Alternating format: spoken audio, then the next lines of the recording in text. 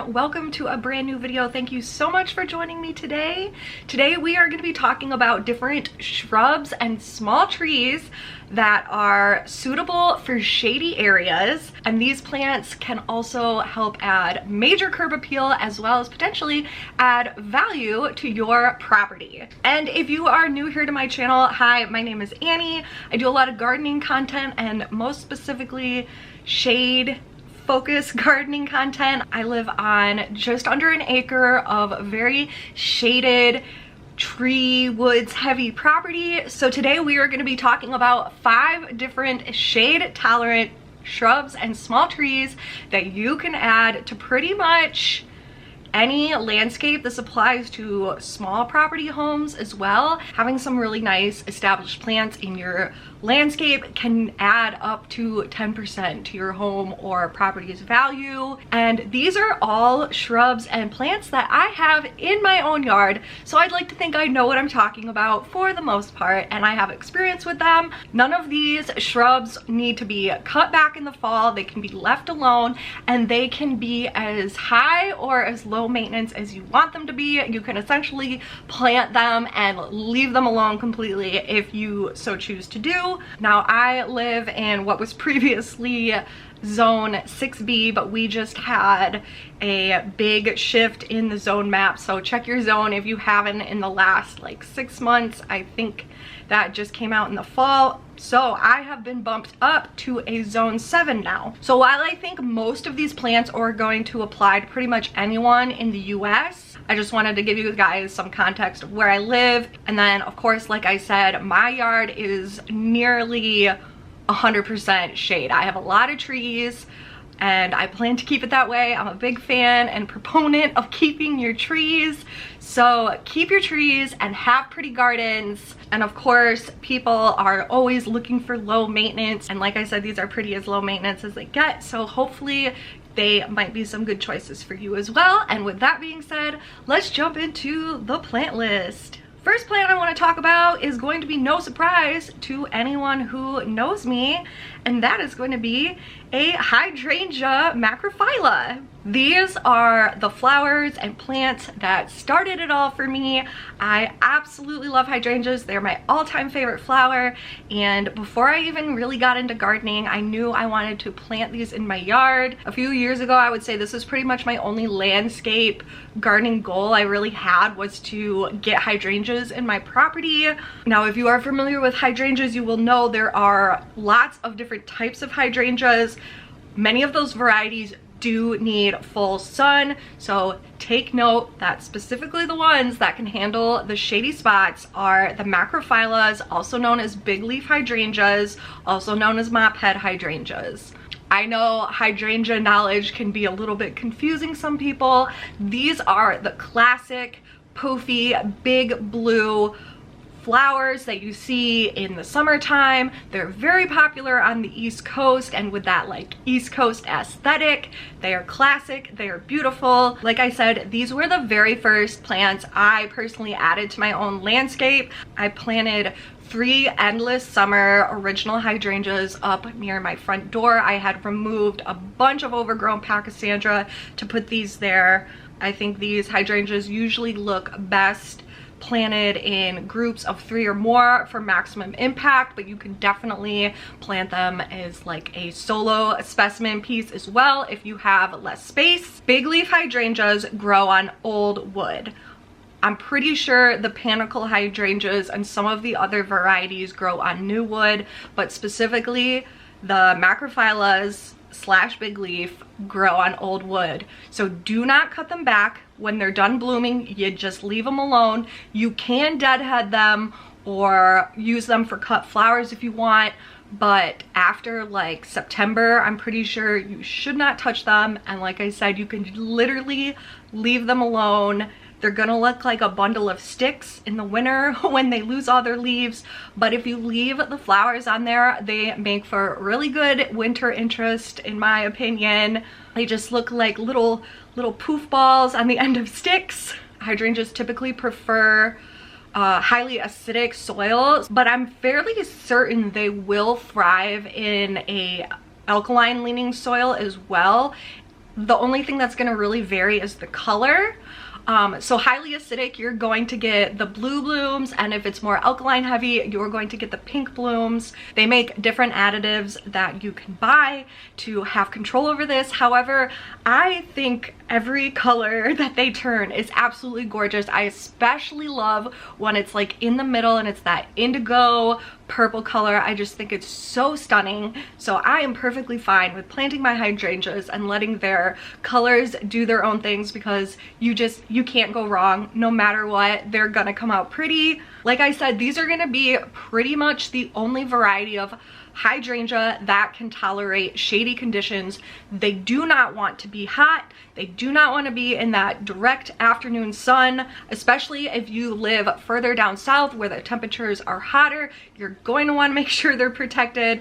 They make really good borders kind of around like a wooded property under the canopy of trees. I have now since created a whole new section in my garden that I refer to as the hydrangea circle. So it's a little garden under a canopy of trees, and I've just put tons of different big leaf hydrangeas scattered in there. They are susceptible to root rot, so if you are not like intermediate to advanced gardener, I don't suggest putting hydrangeas in containers because they are more high maintenance and a little bit more tricky to deal with. As soon as I started putting those hydrangeas in my yard, they adapted so quickly. They just adjust and figure themselves out so much more easily than if you're trying to keep them in containers. So that's just my 2 cents about that. As you can tell, I absolutely love hydrangeas, and I think they are a great plant to consider adding into your landscape, specifically for us woodland shade gardeners. They're just such a perfect choice. Next up on my list of shade shrubs is the classic boxwood. I think this is another shrub or plant that is just exudes the epitome of classic home aesthetic. You can pair hydrangeas and boxwoods together and it's essentially a foolproof combination of plants.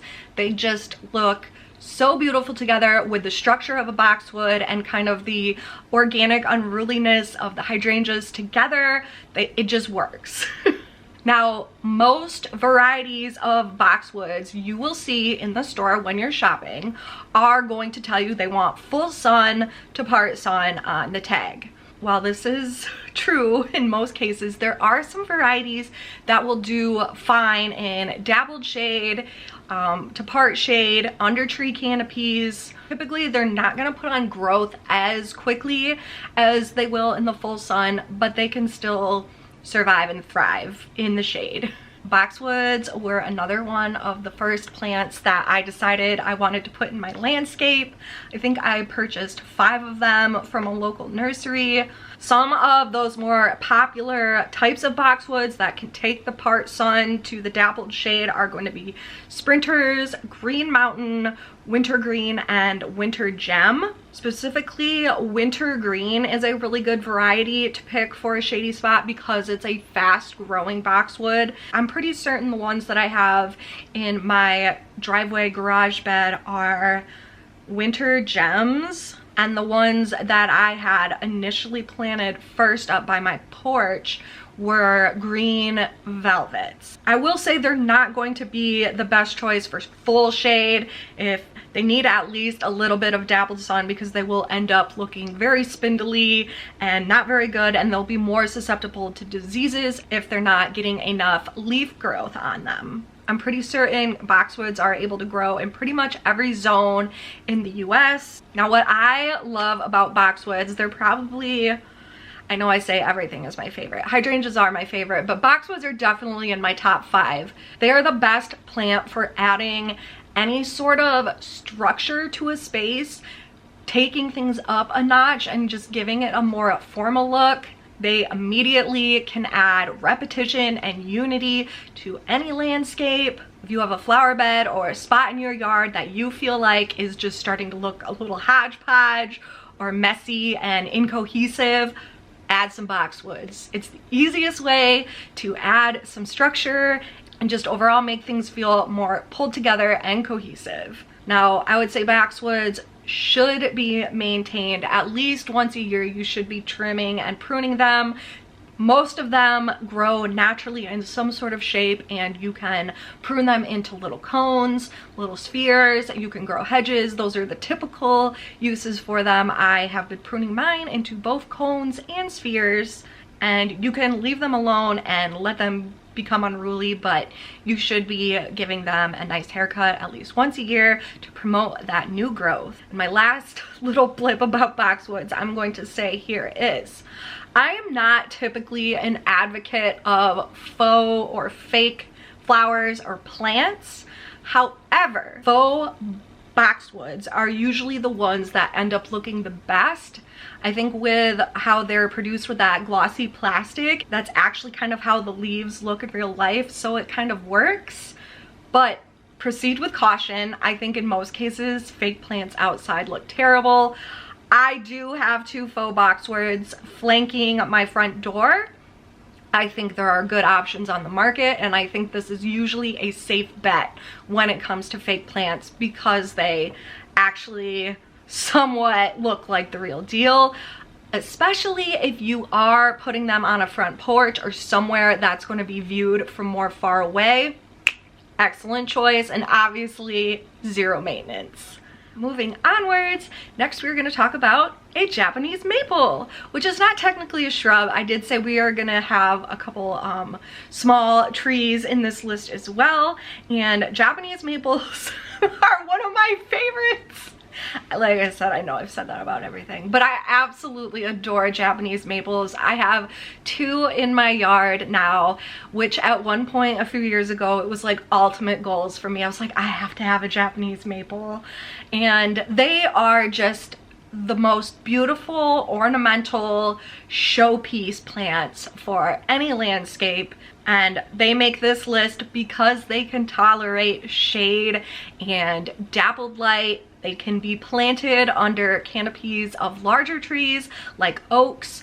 I acquired a new Japanese maple this past fall, marked down on clearance. It is an Emperor Japanese maple, and I have planted that in my newfound shade path garden under the canopies of the very large established plants in this area.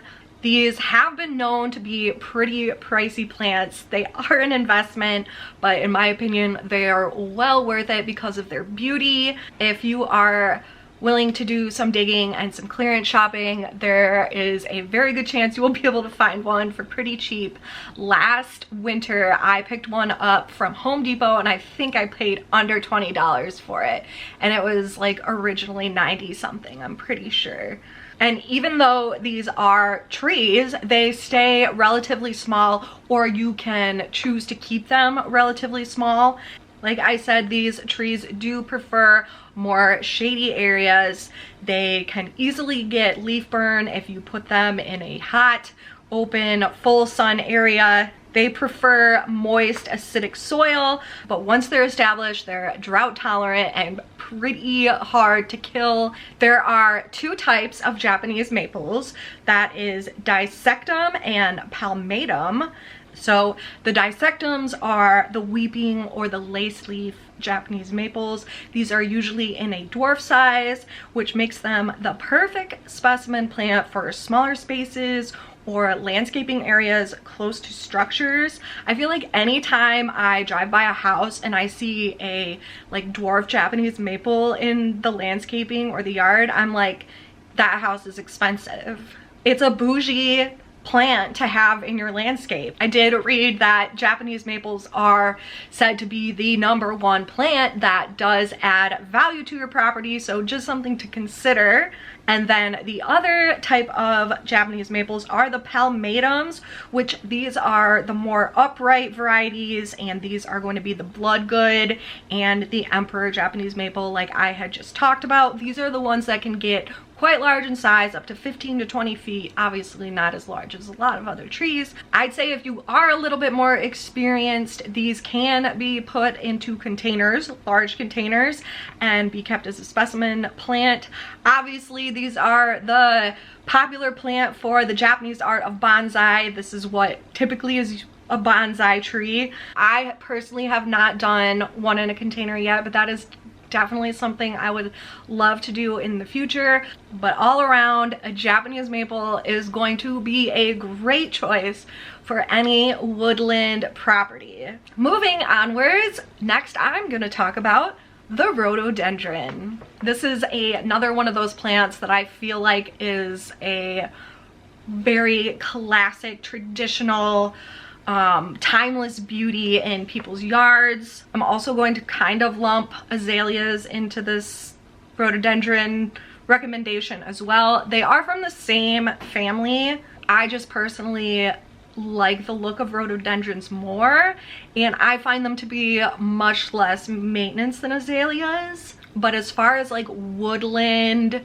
shade gardening goes, either or is a great choice because they both flower profusely in the spring. They come in quite a variety of colors, but I feel like the one that I always see is that like fuchsia pink, and the one that I purchased last spring and put in my yard is one called a blue baron, which is this gorgeous blue indigo color.